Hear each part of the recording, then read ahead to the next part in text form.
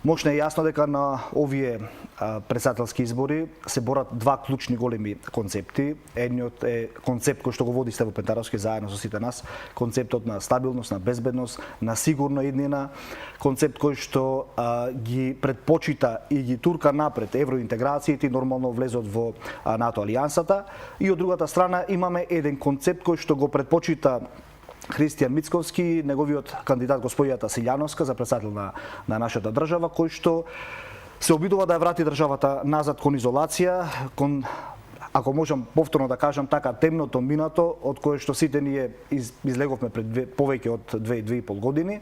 Овај пат ние го имаме Стево Пентаровски, кој што е општо прифатлив за сите наши граѓани. Стево Пентаровски е номиниран за само неколку часа од 32.000 граѓани кои што во еден ден со своји подписи излегоа и ја дадоа својата поддршка. Стево Пендаровски е поддржан од 31 партија.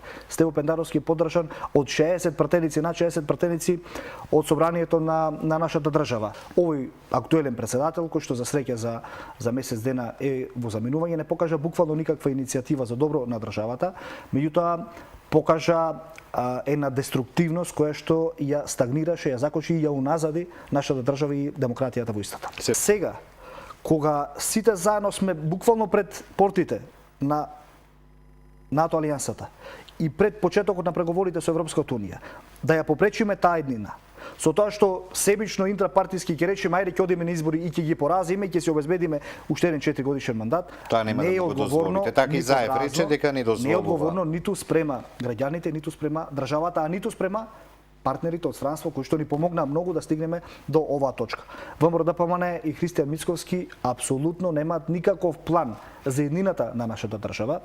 Калкулираат со нивната реторика која што од една страна сакаат да ја промовираат патриотски, иако тоа повеќе не врви, како ќе го вратат назад договорот од Преспа, како ќе ја поништат спогодбата, нешто што е исклучително опасно дури и да се изусти, а камоли реално да се спроведи, па потоа ретерираат, кажуваат едно, прават друго. Има драстична разлика помеѓу политиките на СДСМ и ВМРО и нормално разлика меѓу реториката и она за што се бори и залага Стево Пентаровски, а за што се залага господијата Гордана Силјановска. Таа на ТВ дуел на Телма вели дека нема да ја почитува спогодбата од Преспа, а вечерта тука од нашата Битола изјавува дека, односно дека ќе ја почитува, вечерта од Битола изјавува дека нема да ја почитува. Во незиниот спот за истата таа спогодба која што рече дека ќе ја почитува, вели дека тоа е најпредавничкиот договор кој што го гледаме. Дополнително слушаме како зборува со се и се што, но ниту еднаш не го осуди насилството на 27 април.